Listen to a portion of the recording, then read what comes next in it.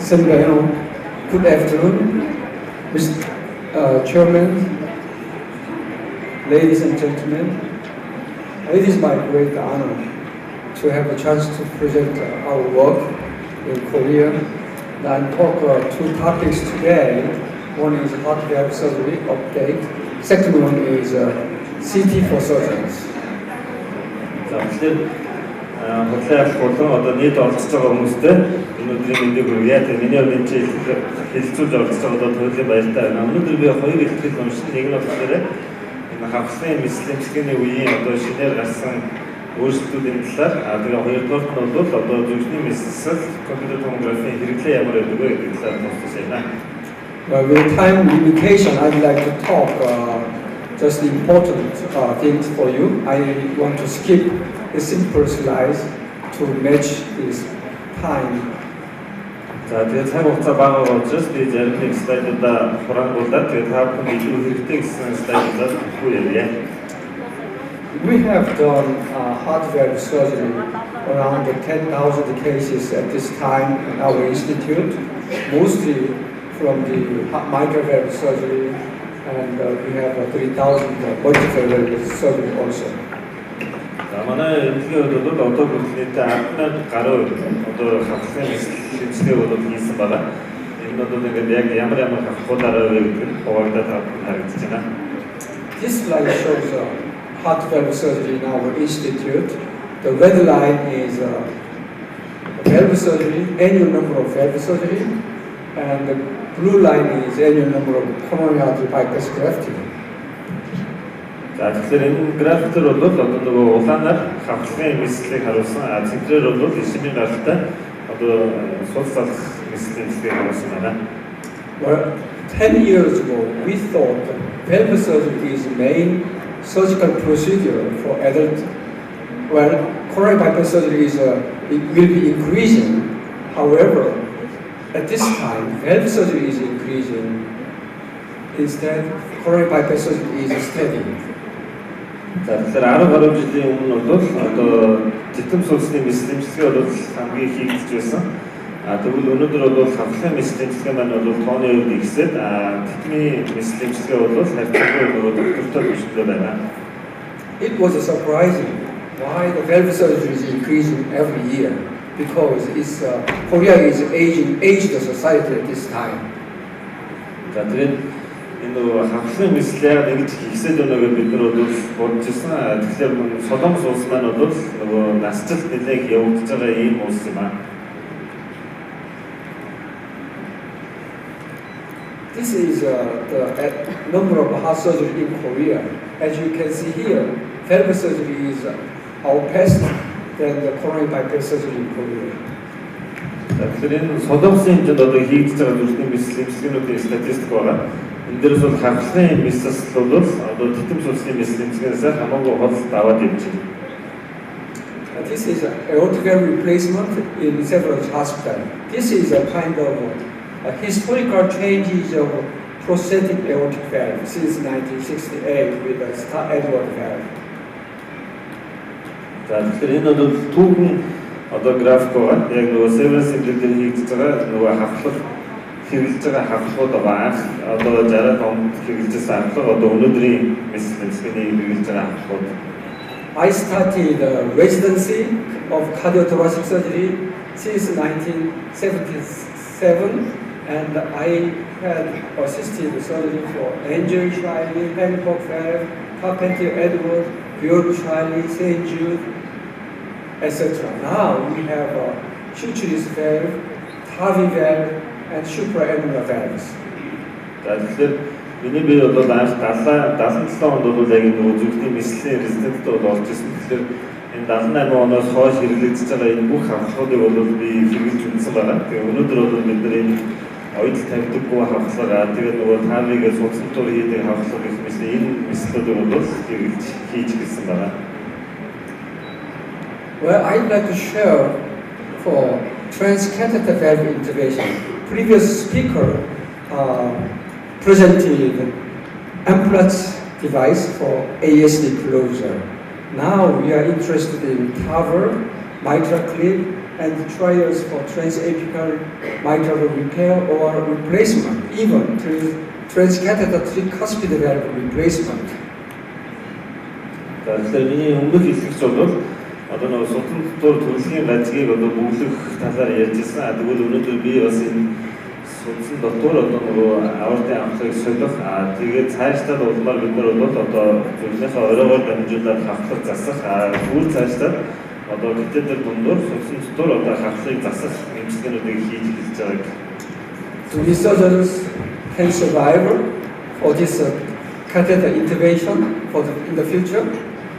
Тэгэхээр энэ бүх одоо нөгөө судасны дотор хийгдэж байгаа аспиратоос болоод юу ирээдүйн зөвхөн мэсэлж байх болов уу? Well, this is up-to-date data from the world. David Holmes said already 300,000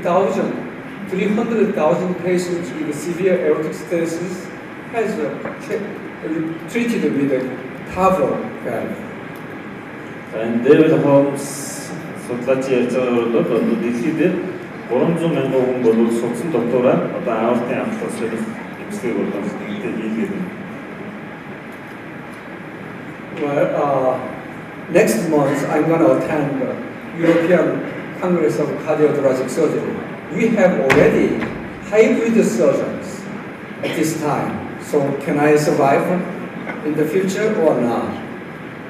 За миний би одоо дараагийн сар Итали хуралдаанд явж байгаа. Тэгээд энэ дээр бол яригдж байгаа асуулт маань бол энэ гибрид мэслийн эмчилгээ гэсэн асуулт бол яригдж байна. Тэгэхээр яг цэвэр дан мэслийн эмч байгаад би хэр удаа. Well, in Korea we have a TAVI valve since 2011, and I am a member of the TAVI team for aortic valve implantation. Тэгэхээр солонгослууд 2011 оноос эхлээд энэ аортын амхлыг судасны дотор солиж байгаа. Тэгээд миний бие бол яг энэ судасны дотор аортын амхлыг солих баярт бол ажиллаж байгаа. So already ACC AHA guidelines emphasize the heart valve team and the center of excellence. A number of patients presenting with valvular heart disease in developed countries is growing, primarily due to the increasing age.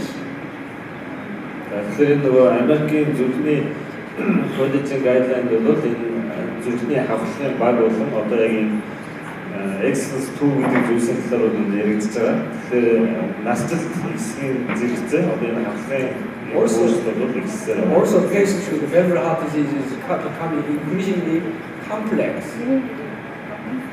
Тэгэхээр өвчтөд одоо хавхлын газарт өвчтөд маань бас өөрсдөө аюултай нөгөө янз бүр болж байгаа юм. So without effort for hybrid surgeons and without collaboration as a team of heart valve disease, we cannot survive anymore. Өөрөөр хэлбэл одоо гибрид мэслийн эмчилгээгүйгээр багийн ажиллагаагаар бол бид нар цаашаа үргэлжлүүлэн ажиллах боломжгүй болж байна гэсэн. This slide shows historical review of mitral annuloplasty since 1955. Энэ бол 1955 оноос хойш одоо annuloplasty хийж байгааг харуулсан нөгөө түүхийн зураг байна. Most of surgeons know of K, Avila, Lillehei, Carpentier, etc. Long histories of mitral valve repair. Тэгэхээр дийлэнх одоо мэслийн эмчилгээ бол саяын заасан 4-5 аргыг бол маш сайн мэдчихдэг. And this is my residency paper for mitral valve repair with the Carpentier ring, published in 1981. Тэгэхээр энэ бол миний зөвсөн судалгааны ажил байгаа. 1985 онд бол хийгдсэн. She received the mitral valve annuloplasty in 1981, and 10 years later, the mitral regurgitation recurred and replaced the mitral valve as well as tricuspid valve because of rheumatic tricuspid stenosis. So I took a picture 40 years after with her at 2 weeks ago. Тэгэхээр энэ эмчилгэс маань одоо 1981 онд одоо нөгөө хавхлын анулопластик хийгдсэн. Энэс хойш 10 жилийн дараа бол интерны регуляторс existсэн учраас хавхлаа бол солиулсан. Тэгээд үүнээс хойш одоо бараг 30 жилийн дараа 2-7 хоногийн өмнө одоо нөгөө эмчилгээнтэйгээ хамт хоёр зураг авсан байдаг. So surgery itself is not important. The patient's heart requires medical management, follow management with prevention of further progress of disease or others. Тэгэхээр мис засал системийн арга нь бол тийм их өндөр асуудалтай биш. Хамгийн гол асуудал бол ухаан өвчтний одоо нөгөө тусламж үйлчлэгийг үзүүлж байгаа байдал гэдэг. Тэгээд дараагаар тэр өвчтнөө ингээд эргүүлээд нөгөө follow up хийгээд хянаа явах асуудал бол маш. So all of you here know Professor Carpentier. Тэгэхээр та бүхэн бүгдээрээ нөгөө Ален Carpentier хичээг бол таньж байгаа. He published a paper for cardiac valve surgery, the French correction for mitral valve repair. Тэгэхээр энэ хүн маань бол яг материалны хавтыг одоо нөгөө засгийн талаар бол бичсэн байна. The surgery, French correction is working so far. He proposed several mitral valve reconstruction procedures: resection, repair, sliding annuloplasty, etc. Тэгээд нөгөө Франц засвар гэж нэрлэдэг байгаа. Их олон төрлийн нөгөө нэг аргачлалуудыг бол зааж өгсөн байгаа. Яаж засах вэ гэхээр. And he published a very long-term result, more than 20 years of valve repair with Carpentier technique in non-rheumatic mitral valve regurgitation. Тэгээд их удаан хугацааны одоо нөгөө эцгийн үр дүнгийн судалгааг бол хэвлүүлсэн 20-оос дээш жил бол өвчнүүдэд хянасан. Ревматик гаралтай биш материал авахын тутагдлын үед одоо Carpentier-ийн тийм арга одоо хавхлуудаа зассан. Энэхээ үр дүн бол хэлсэн. So free from mitral regurgitation after French correction at 20 years is almost 90%. Тэгээд 20-оос дээш жилийн дараа ингээд хямсад дахин нөгөө материал регуляторс үүсээгүй байгаа хүмүүсийн тоо бол 90%-аас дээшээ байсан. So do you need a valve replacement or valve repair for patients follow-up? Valve repair is much better than replacement for this series. Тэгэхээр энэ судалгааны ажлын дараагаар бол бид нар үнэхээр хавхлыг солиод авах хэрэгтэй юу эсвэл хавхлыг засах нь дээр үү гэдэг асуудал бол зайлшгүй гарч ирж байгаа. Яг л хавхлыг засах нь бол илүү чухал юм. Dr. Patrick Perrier is my good friend from Germany. He was trained under Dr. Carpentier, and he published this paper, Respect Rather Than Resect. Тэгэхээр дараагийн энэ эмчмэн бол Германаас гаралтай Carpentier зөвхөн шат байдаг. Тэгэхээр энэ хүн маань энэ судалгааны ажлыг авсан нь одоо зүсгээсээ илүү хүндэлж үзэх хэрэгтэй гэсэн юм сэтгэлтэйгээр одоо судалгааны ажил хийсэн.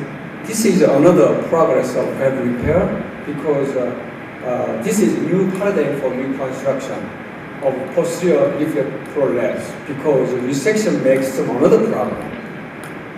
Энэ дээр юу гэхээр одоо зүсээд ингээд нөгөө цаашаа нислэгийн аргууд хэрэглээд ахын өөрөө эргээд нөгөө нэг асуудлуудыг үүсгэдэг. Тийм учраас энэ тал дээр яг гэсэн одоо нөгөө ялангуяа арын нөгөө хавцсны тэр нөгөө засвар нислэгийн талаар бичсэн байна. Sometimes later, in manuscript, American correction was published by Dr. Lowry from United States. It's the same as respect rather than resect paradigm.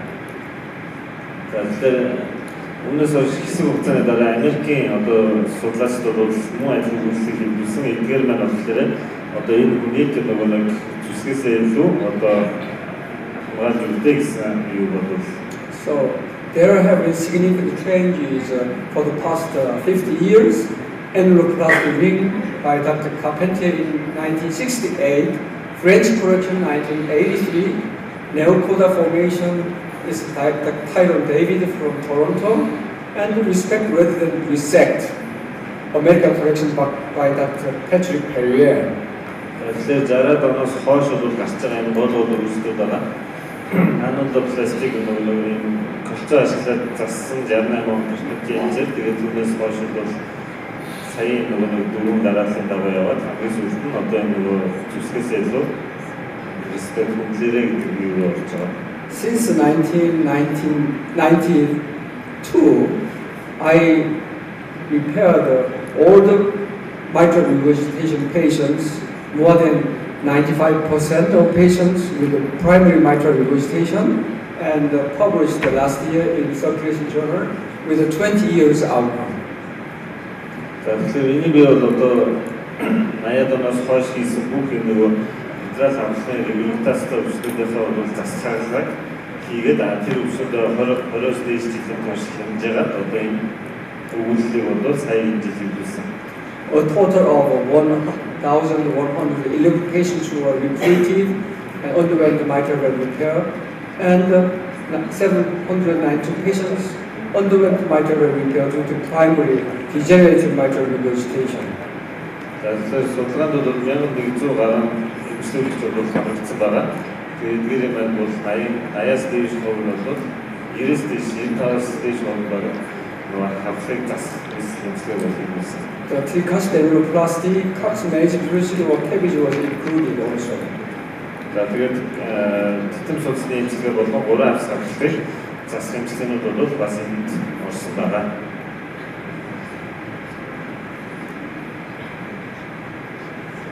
This is an overall survivor for 20 years.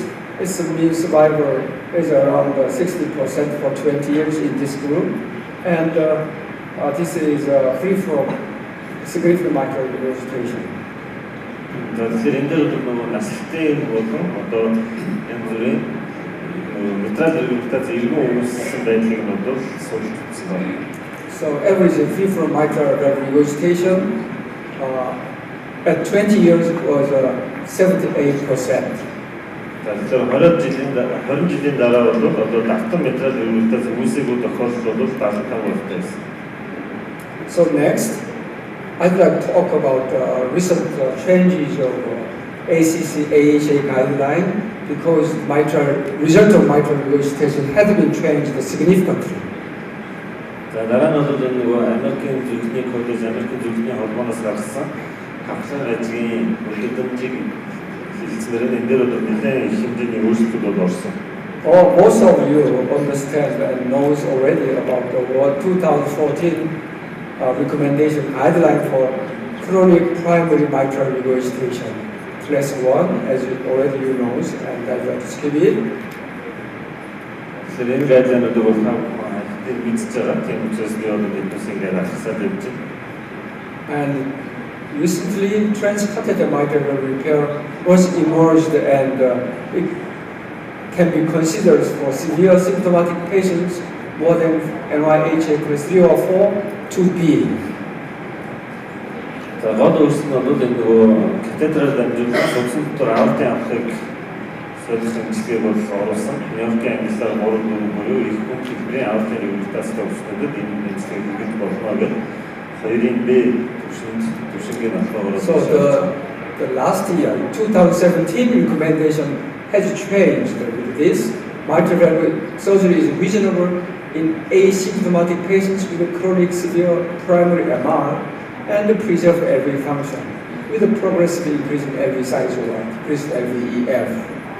Тэгэхээр 2017 оны гайдланд орсон өөрчлөлт болохоор одоо митрал хавцлын одоо мисс системчлэгийг зөвөр шийдэмдэггүй өвчтүүдэд тэгээ ялангуяа митрал регургитац нь ахлах хэлбэрийн хүн хэлбэрийн митрал регургитацтай гэхдээ 100% одоо үйл ажиллагаа бол хадгалагдсан буюу EF 60-аас дээш энэ тохиолдолд тэгээд 100% одоо хэмжээ маань ингээд дамжрангуу тэлэгдэж байгаа тохиолдолд хийж болох юм гэсэн. Because long-term results of mitral valve repair in primary chronic MR is excellent. In our institute, mortality of mitral valve repair is less than 1%. За яагаад гэж бодохоор энэ асар хүн хэлбэрийн митрал регургитацийг засах мэтлэгний үр дүн бол маш сайн байгаа. Тэгээ манай эмнэлэг дээр одоо хийгдэж байгаа энэ мэтлэгүүдийн одоо насварлтууд бол 1%-аас бага байна. This is another recommendation for chronic secondary MR like cardiomyopathy or ischemic or chronic idiopathic cardiomyopathy. To choose CODA squaring MVR over downsized annuloplasty repair is 2A. За энэ бол хоёр дахь стандтай материалын регулятацийн мэдлэлийг бол ярьж байгаа. Тэгээ энэ тохиолдолд нөгөө хоортыг хадгалаад материал авахыг засаад засах нь бол үр дүнтэй гэж үзэж байгаа. Хоёрын А бүгээр орсон. And the 2017 recommendation for chronic secondary MR in patients with a chronic ischemic MR undergoing CABG, the usefulness of mitral valve repair uncertain. It is also 2B. За харин мөн энэ өдөртөмцөн дээр орсноор бол одоо архаг дунд хэлбэрийн дунд зэргийн ишимийн гаралтай материалын регулятацтай өвчнүүд одоо титэм судас залгах хаалганд орж явах үед нь материал авахыг засах нь үр дүнтэй үе гэдэг нь бас тийм тодорхой биш байгаа гэдэг байдлаар хоёрын Б бүшингийн судалгаагаар. So in summary of Carpentier's mitral valve repair, the principle is preserve, restore full leaflet motion, create large surface of coaptation, and remodel and stabilize the entire annulus. За тэгээд Carpentier's одоо нөгөө гол зарчмууд нь байгаа юм. Энэ дээр бол одоо хавцнуудын хөдөлгөөнийг бол бүрэн одоо сэргээх хэрэгтэй. Тэгээ болж өгөх ингээд нөгөө нээлттэй ажиллах талбайг бол том байх хэрэгтэй. Тэгээ аанууд усыг бол ерөнхийдөө бүрэн засварлах хэрэгтэй гэсэн. Here we have a very ambitious young cardiologists, researchers and surgeons. So I'd like to talk just a brief, passionate valve repair technique. You know, human in Chinese character. За тэгэхээр нэлээд нөгөө залуу эмчнэрээ очиж би бас илүү дэлгэрүүлж явмаар одоо энэ дээр байгаа энэ дүрс бол одоо хиттэй ханзаар хүн гэсэн ханз байгаа. So nowadays I am using this equation. You know, Pythagorean theorem. All of you knows for this. За сүүлийн бол би хичээл заартаа энэ одоо онолыг бол ашиглаж байгаа. Pythagorean онолсон. The coaptation margin C is very important. Is a variable with the AP diameter. So if we reduce the AP diameter to X, the coaptation margin 0 can be increased to 10 millimeter. We can calculate how much we can reduce to X. Тэгэхээр энэ нөгөө C гэдэг тэнхлэг бол маш чухал байгаа. Тэгээд дээрэс нь нөгөө PA гэсэн хоёр тэнхлэг.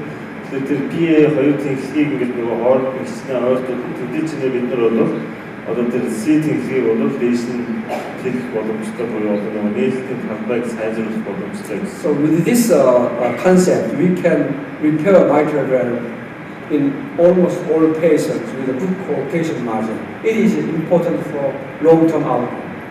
Тэгэхээр энэ одоо нөгөө онолыг ашиглаад бид нар материал авахлаа засах мэтлэг хийснээр нөгөө удаан хугацаанд гарах үр дүн бол илүү өндөр байна.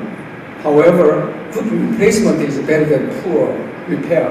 So we have to think about the long-term outcome for each patient. Гэхдээ мэдээж одоо маш сайн хавхлыг маш сайн солих нь одоо таарах хүн засварснаас бол дээр байгаа. Тийм ч хүн болгон дээр одоо өөртөө энэ айл алстаа сонгох үедээ бас шийдвэрч болно. So I don't know, we can have a video clip one. It is very slow. So we can measure the coaptation margin, and we can measure the AP diameter of mitral valve. So we can calculate the optimal AP diameter X. Тэгээд сая нөгөө яахан дээр харуулж бид нар нөгөө C буюу одоо нээлт гэж ярьдаг. Хавлах нөгөө хөдөлгөөний даалгаврыг яриад тэрийг хэмжиж болно. Тэгээ AP гэдэг нөгөө анууд усуудынхаа хоёр үнцгийг тэгэхээр энэ ингээд нөгөө уран цэгээс хамаарч байгаа бид нар хэрэг энэ нөгөө үлдэд хүрч чадах вэ гэдэг бодох боломжтой байна. So we operate in this case with minimally invasive valve repair with the CODA formation and the mitral valve annuloplasty with the Carpentier classic ring 30 millimeter. The 30 millimeter has a 20 millimeter AP diameter. За тэгээд энэ үндсээр бол одоо маш minimally invasive маш бага нээлттэйгээр ороод материалын анулопластик бол хийсэн. Энэ дээр бол энэ Carpenter Edwards-ийн 30 мм-ийн рингийг бол хэрэгсэн байгаа төлцөг. Тэгэхээр энэ маань болохоор нөгөө AP diameter 20 мм байдаг. So can you trust my talk? Here we have a calculation. AP diameter and we require AP diameter is 20.676 millimeter. So Pythagorean equation showed 20 millimeter size. So we prepared with a good coefficient margin. За тэгээд сайн нөгөө үзүүлэлтэд хэмжиж байгаа. Камераа ороод бодлоор бид нар бол 20 мм-ийн одоо нэг AX хэмжээ бол гаргаж ирж чадсан буюу энэ камерыг маш сайн засч чадсан гэсэн үг. So you can see this echo. There's no regurgitation. The coefficient margin is 1.2 centimeter. Тэгэхээр энэ дээр бол нөгөө регургитацийн хэмжээ нь бол 9 буурсан дараа үйлдэл харж байгаа. Okay, we need a discovery for every complicated cases for future development. This is not of end. We can develop more and more. Тэгэхээр бид нар бол аль хор юм болгоныг нөгөө судалж илүү ихийг нөгөө нэг хайж олж явах хэрэгтэй байдаг. Тэгэхээр бид ярьж байгаа одоо өнөөдрийн хөгжлөөн бол одоо нөгөө захтаа хүрсэн биш ишөө цаана зөвлөө бол юм байгаа. Тэр болгоныг хайж илрүүлж одоо олж гаргаж ирэх хэрэгтэй. I'd like to skip several slides, but every time I took a picture and draw the findings of surgery. This is the current case of mitral valve repair by my colleague. За би бол ингээд нэлээд стадиудаар одоо алхсан. Гэхдээ энэ дэр нэг юм хэлсэн. Би бол хийж байгаа хагалгаа болгохоор зургийг авдаг. Түүнийхээ дараагаар одоо хагалгаа болгохоор юу болсон бэ гэдгээр одоо гар зургийг бас гаргадаг. At this time, I'd like to emphasize for recording with a photo, drawing, etc. Here in Mongolia, you should be very famous and important doctors for the patient, each patient. If you have a record for the patient, you can manage the patient 10, 25 years later properly. За тэгээд өнөөдөр бол би энэ яг нөгөө Монгол улсын инженерт та бүхэн бол их чухал инженерд сууж байгаа. Тийм ч та бүхэн санал байна. Энэ маань юу гэхээр одоо энэ өвчтөндөө хийсэн зүйлийнхаа талаар энэ тайлбар репорт нөгөө нислэгээ тэмдэглэлийг басаа бичиж өгөх хэрэгтэй байна. Тэгэх юм бол одоогоос ингээ 20 жилийн дараа 30 жилийн дараа энэ өвчтөний хянахад бол маш хялбархан байх болно. Тийм учраас нислэгээ тэмдэглэлээ аюул сайн хийгээрэй. Progressive fibrosis. And this is Gore-Tex explanted at the time of repair. Gore-Tex sutures, you can see here Gore-Tex with a severe fibrosis around the Gore-Tex. За тэгээд ялангуяа энэ нөгөө тайлбар дээр зураглалуудыг аягүй сайн оруулж байгаа гэж байна. Энэ дээр бол энэ Gore-Tex оюутсан хэсэг тэгээд тойроод аягүй хэмжээний одоо нөгөө фиброз үүссэн байдалтай баруунлын зүүнлэн зүгээрээ харагдаж байна. So I have with the limitation of time, I'd like to show just 2 slides more for aortic valve. Тэгэхээр хоёр зураг нэмээд харуулъя аортын амлан дээр. So aortic valve disease, there's no significant differences between 2014 and 2017 guideline, as you know already. За та бүхний мэдж байгаа аортын амлын өдөрдмжид бол 2014 болон 2017 оны өдөрдмжид тийм их ялгаа байхгүй байна. Now surgical AVR and OR TAVR is recommended for severe, high risk or intermediate risk intermediate aortic stenosis. За тэгвэл одоо бол нислэлийн болон одоо судсан дур гаргаар аортын амлыг солих имчилгээ бол хүн хэлбэрийн аортын регургитацтай тэгээд нислэгийн өндөр эрсдэлтэй өвчтнүүдэд бол зөвлөж байгаа. So surgeons, interventionists, imaging specialties work all together for each patient. Тэгэхээр судасны нислэгийн эмчнэр тэгээд судсан дур ангиологи эмчнэр дүрс ажиллагааны эмчнэр маань бол зайлшгүй хамтарч ажиллах хэрэг гарч ирж байна. I'd like to focus just one slide to you. This is a sutureless aortic valve done by myself last year, and sutureless valve is another break point. За сая бодвол одоо утасгүй оюутлгүй тийм нэг хавлага байгаа. Жилийн өмнө өөрөө хийжсэн сая зургийг харуулсан. Энэ бол бас дараагийн нэг үйлчлэлийн хэлбэр. Another issue is prosthesis patient mismatch. За дараагийн нэг ярьж байгаа зүйл бол одоо энэ протез болон өвчтөн маань хоорондоо нэг mismatch тохирохгүй байна. Prosthetic aortic valve area less than 1 square centimeter has a lot of problem at follow period. Тэгэхээр 1 см-аас дотгошоо байгаа хэмжээтэй хавхууд дээр бол яг нөгөө хяналтын явцдад бол аюул асуудал гарч ирж байгаа харагдсан.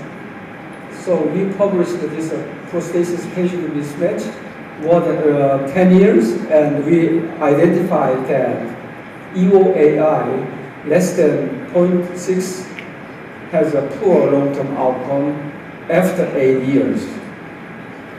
За тэгээд энэ 12 жилийн туршид хянсан судалгаа байна. Энэ дээр бол одоо нөгөө эро гэсэн идэвхтэй одоо ажиллаж байгаа нөгөө нээлтийн талбай 0.9-с дотгошоо байх нь бол алсын үр дүн жоохон таарах бараг харуулж байна. So how to overcome this prosthesis patient mismatch? Тэгвэл энэ өвчтөн болон протез хоёрын тохирохгүй байгааг хэрхэн яаж нэмэлттэй байна? Okay.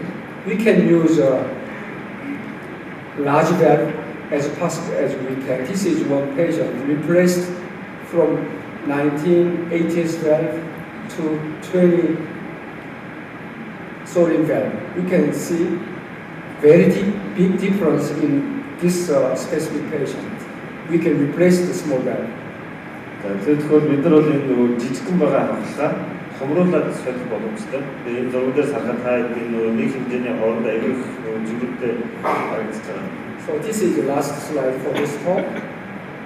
Nowadays we need a large valve enough for patients to prevent PPM. Тэгэхээр энэ хамгийн сүүлийн слайд байна. Өнөөдөр бол өвчтнүүд одоо илүү том хэмжээний хавхлууд хэрэгтэй гэж үзэж байгаа. Тэгснээр бид нар одоо нөгөө өвчтөн болоод энэ хавхлага хоёр тохирохгүй байх асуудлыг бол шийдэх боломжтой. За баярлалаа.